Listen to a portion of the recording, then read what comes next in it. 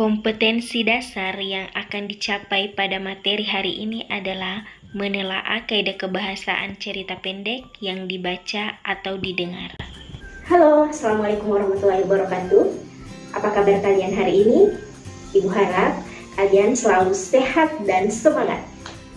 Kali ini kita akan kembali belajar materi Bahasa Indonesia kelas 9 bersama saya, Ibu Dia. Untuk hari ini kita akan lanjut pada bahasan selanjutnya, yaitu kaidah kebahasaan teks cerita pendek.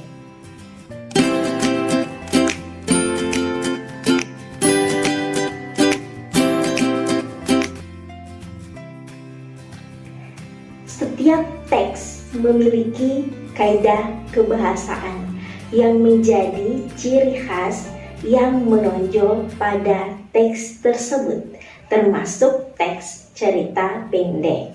Adapun kaidah kebahasaan dalam teks cerpen atau cerita pendek, diantaranya sudut pandang menjadi salah satu ciri kebahasaan yang khas dalam cerita pendek. Pencerita dalam cerita pendek bisa saja menjadi orang pertama ataupun orang ketiga. Perhatikan contoh berikut. Sudah 6 bulan ini Nomi terjun pada dunia tarik suara. Ayah dan ibunya tidak ada yang merestui jalur karir yang ia geluti. Ia sampai beradu argumen dengan sang ayah yang memang memiliki watak keras.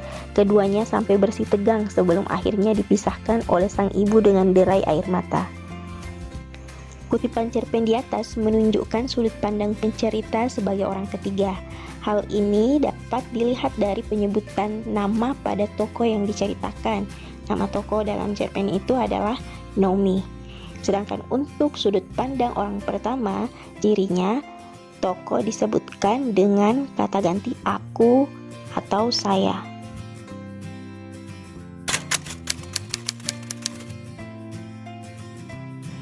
Kaidah kebahasaan yang kedua dalam cerpen yaitu adanya beberapa dialog yang dimasukkan ke dalam cerpen.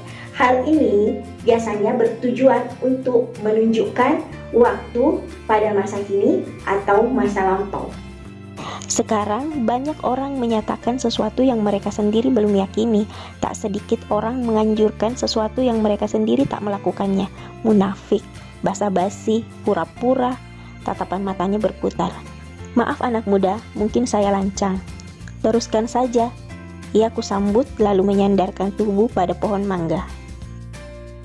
Penggunaan dialog pada cerpen di atas menunjukkan waktu kejadian pada masa kini.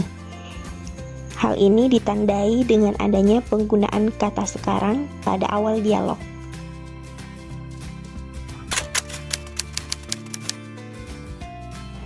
Beberapa pilihan kata dalam cerpen, khususnya kata benda, biasanya bermakna khusus atau bermakna kuat. Perhatikan contoh berikut. Saya beberapa kali melihat para petani berburu tikus dan berang-berang. Mereka mengasapi seluruh lubang yang ditemui. Bila ada buruannya yang keluar, orang-orang mengejar sambil berteriak-teriak.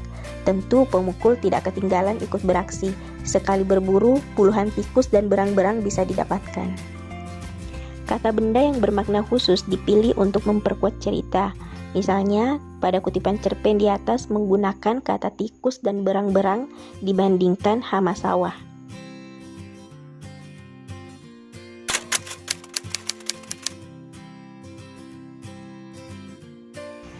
Uraian deskripsi dalam teks cerpen dirinci dengan sejelas mungkin.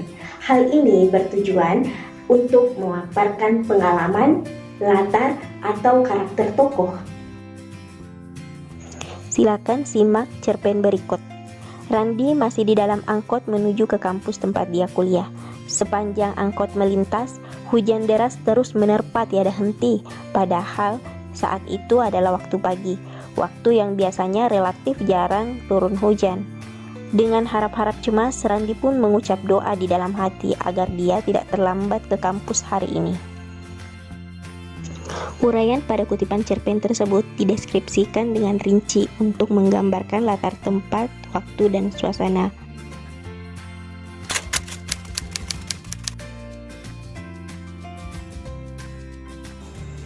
Kaidah kebahasaan yang kelima dalam teks cerpen yaitu adanya penggunaan majas atau gaya bahasa.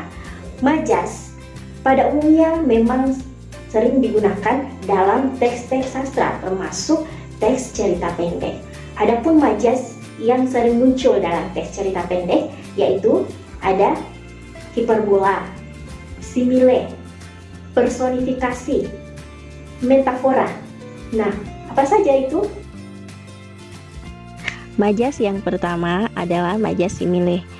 Majas simile adalah majas yang membandingkan sesuatu secara eksplisit atau secara langsung.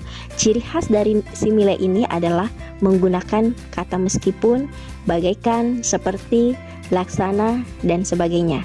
Contoh, meskipun makanan ini tergolong dengan harga yang murah, namun rasanya seperti makanan yang disajikan pada sebuah restoran mewah. Majas yang ketiga adalah majas personifikasi. Majas ini merupakan majas yang menggambarkan benda mati seolah-olah memiliki sifat hidup atau sifat seperti manusia. Contoh, sepi, gelap mencekam, hanya tersisa tubuh yang dipeluk malam, menggigil kedinginan. Kata dipeluk malam pada kalimat tersebut menunjukkan adanya majas personifikasi. Majas yang terakhir adalah majas hiperbola. Hiperbola adalah majas yang mengandung makna melebih-lebihkan sesuatu.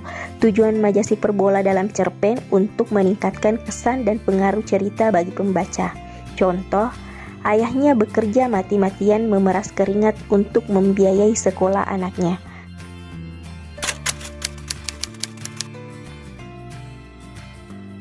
Kaidah kebahasaan yang terakhir yaitu adanya pertanyaan retoris. Pertanyaan retoris adalah pertanyaan yang sebenarnya tidak perlu dijawab karena jawaban dari pertanyaan itu sebenarnya sudah diketahui oleh penanya. Nah, pertanyaan retoris dalam cerpen ini digunakan untuk menarik perhatian pembaca. Perhatikan contoh berikut. Ia nampak memperhatikan diriku. Aku hanya memandangnya dengan heran, tapi aku tak terlalu mempermasalahkannya karena aku yakin dia orang yang baik. Kenapa mau jadi arkeolog? Bukankah lebih baik jadi dokter saja? Dia mengeluarkan kata-katanya lagi. Pertanyaan yang diberikan pada kutipan cerpen di atas merupakan pertanyaan retoris. Si penanya sebenarnya tidak betul-betul ingin bertanya. Namun, si penanya hanya bermaksud untuk menyampaikan bahwa sesungguhnya cita-cita sebagai dokter lebih baik daripada arkeolog. Oke, kita telah membahas keseluruhan kaidah kebahasaan dari teks cerita pendek. Selanjutnya, kita akan mencoba menelaah sebuah cerpen yang dilihat dari kaidah-kaidah kebahasaannya. Silahkan simak cerpen berikut. Malaikatku yang rentah. Sesosok manusia yang sangat kuat, bahkan kadang melebihi kuatnya ayah.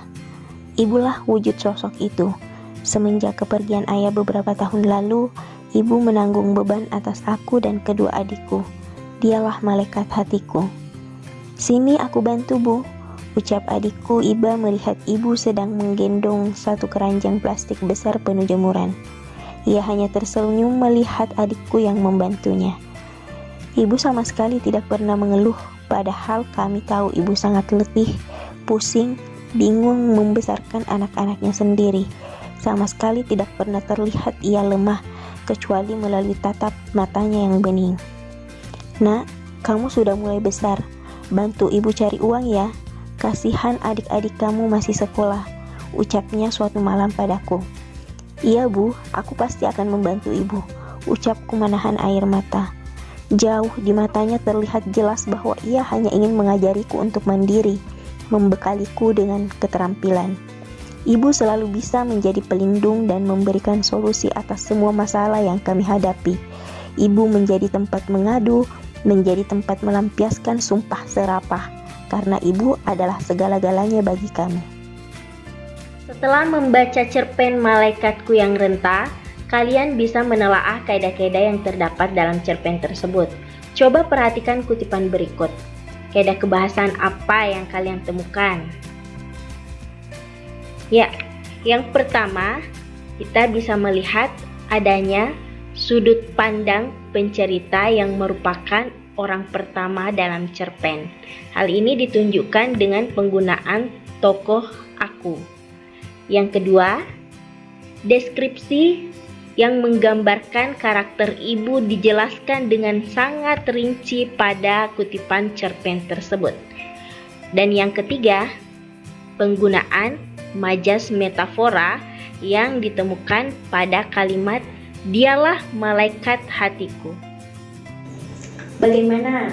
Apa kalian sudah paham kaidah-kaidah kebahasaan dalam teks cerpen? Kalau sudah, sekarang kita akan mencoba menguji pemahaman kalian melalui soal latihan berikut ini. Soal nomor 1. Pagi itu indah sekali. Matahari bersinar cerah menimpa pohon-pohon cemara yang kelihatan hijau. Sepanjang mata memandang, tampak kebun teh yang hijau segar. Langit yang bersih dan berwarna biru cerah menjadi pemandangan yang sungguh indah. Pembuka cerpen di atas menunjukkan deskripsi tentang A. Latar, B. Tema, C. Alur, D. Penokohan.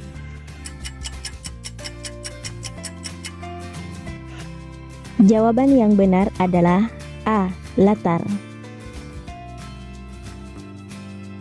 Soal nomor 2. Bertemu dengannya mau tidak mau mengingatkan kembali pada pengalaman kami dahulu.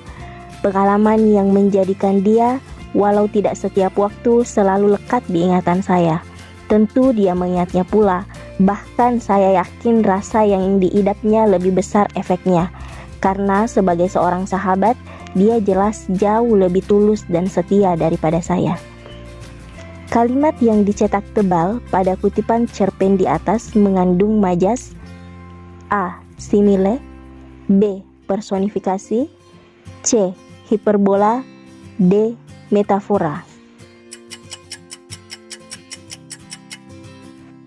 Jawaban yang benar adalah C. Hiperbola. Soal nomor 3. Aku mempunyai seorang teman di kelasku yang baru. Pertama-tama dia mulai mendekatiku. Aku sangat senang mempunyai seorang teman baru. Dia sangat pintar. Selain itu, dia juga lucu dan enak diajak bicara. Sejak saat itu, dia selalu bersama-sama denganku di mana saja, bagai sampul lengket dengan perangko. Sudut pandang yang digunakan pada cerpen di atas adalah A. Orang ketiga serba tahu, B. Orang pertama tokoh utama, C.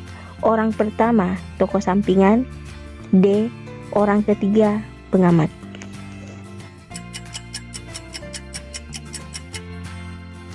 Jawaban yang benar adalah B. Orang pertama tokoh utama. Soal selanjutnya. Pada suatu sore, ibu tiba-tiba mengetuk pintu kamarku. Aku pun membuka pintu dan berujar, "Ada apa, Bu?" "Kamu sekarang mandi, ibu tunggu di luar." "Loh, kita memang mau kemana, Bu?" "Ibu mau ajak kamu ke taman kota." "Ya, hitung-hitung liburan lah. Masa mau di rumah terus?" "Hah? Yang betul? Baiklah kalau begitu, aku mandi dulu ya, Bu." Dialog pada cerpen yang menunjukkan waktu kini terdapat pada nomor A. 1, B. 2, C. 3, D. 4.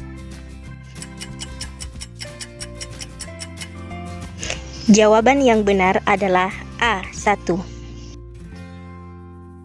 Soal terakhir. Ia merogoh saku bajunya dan mengeluarkan satu kertas kecil lalu memberikannya padaku. Ia membaca kertas yang diberikannya padaku itu. Seketika senyumku langsung mengembang, bagaikan bunga yang layu disiram air langsung mekar kembali. Kalimat yang dicetak tebal pada kutipan cerpen di atas mengandung majas A. Simile, B. Personifikasi, C. Hiperbola, D. Metafora.